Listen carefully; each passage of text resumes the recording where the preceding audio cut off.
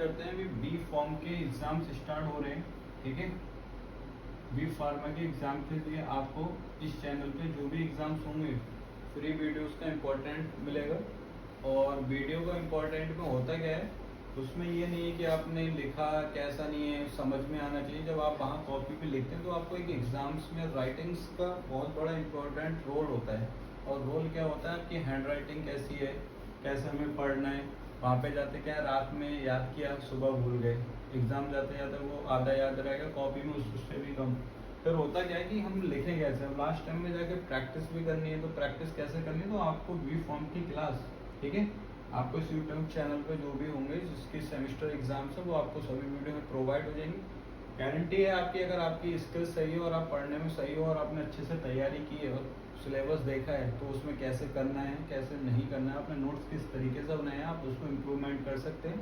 तो आपको डेली की डेली वो वीडियो आपको शाम इवनिंग 7 बजे से स्टार्ट हो जाएंगे, आप उसमें लाइव जुड़ सकते हैं। जिनको भी कोई दिक्कत है कमेंट में या फिर डायरेक्ट इस नंबर पर कांटेक्ट कर सकते हैं, आप पूछ सकते हैं कि किस तरीके से क्या करना है और आपको कोई प्रॉब्लम होनी नहीं है, ठीक है। तो आप बी फॉर्म के लिए और साथ में डिप्लोमा इन फार्मेसी के लिए, ठीक है, कई सारा भी रिजल्ट खराब आया है डी फार्मा का, तो उसमें भी आप कांटेक्ट कर सकते हैं कि किस तरीके से क्या करना चाहिए। बहुत सारे कॉलेज ऐसे हैं जो नॉन अटेंडिंग चल रहे हैं, बच्चा ले नहीं रहे, एकदम एग्ज़ाम देने गए, उनको ये नहीं पता हमें करना क्या है। उनका मोटो रहता है सिर्फ और पास होना। पास होने के साथ साथ अपनी स्किल्स में नॉलेज होनी चाहिए। तो आप इन क्लासों के लिए ऐड हो सकते हैं, तो इस नंबर पे आप मैसेज या डायरेक्ट कॉल करके पूछ सकते हैं। अब हम आते हैं कुछ कंपटीशन एग्जाम में जो भी करंट में होने वाला एम्स का एग्जाम है कि कैसे प्रिपरेशन करनी है। पैटर्न सभी को पता है, लगभग बात पुरानी हो चुकी है। कुछ लोगों को लगेगा अरे सर तो भाई पैटर्न बताना पुराना हो गया, सिलेबस भी पुरानी है, उसके बाद भी सिलेक्शन नहीं हो पाता बहुत सारे लोगों का। तो एम्स में जो क्वेश्चन का पैटर्न हो गया है वो 400 मार्क्स का हो चुका है, इससे पहले 100 मार्क्स का था। अभी आरआरबी का एग्जाम भी होने वाला है, आरआरबी के एग्जाम्स में भी होने वाला है। तो हमें कह सकते हैं पढ़ना चाहिए। बहुत सारी बुक्स आ गई कि ये वाली बुक्स ले लो PYQ, लेकिन अभी जो करंट में आरआरबी का पिछले लास्ट ईयर पेपर आया उसमें बहुत सारे कोचिंग से क्वेश्चंस नहीं फंसे। क्या नहीं फंसे, उसका एक रीजन था क्यों नहीं फंसे, क्योंकि ये जो क्वेश्चन आपके एम्स में आया, वही आरआरबी में आया है, वही आपका ड्रग इंस्पेक्टर के एग्जाम्स में आया है, आगे जाकर वो जीपैट में आ जाएगा, फिर वो एग्जिट एग्जाम भी होगा उसमें भी आ जाएगा।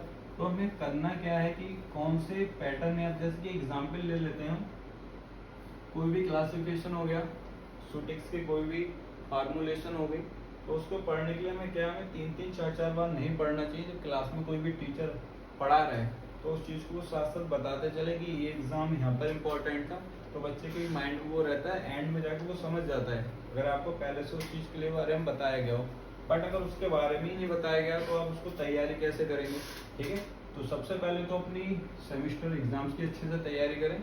जो लोग 6th सेम 7th सेम में या जो जिन लोगों का रजिस्ट्रेशन आ गया है, इन कंपटीशन में एग्ज़ाम डाला है, तो उनके लिए सबसे इम्पोर्टेंट है कि आप पहले सबसे अच्छे से क्लासिफिकेशन याद कर लें, ठीक है।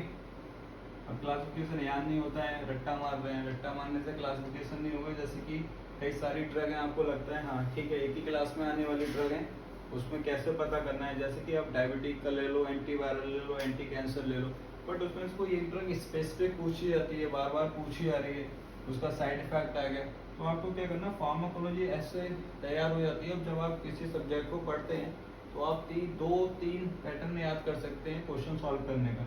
एक तो एलिमिनेशन मेथड होता है, मतलब इसका आंसर ये नहीं है ये है, उसका रीजन क्या है, आपने सभी सब्जेक्ट की स्टडी की है।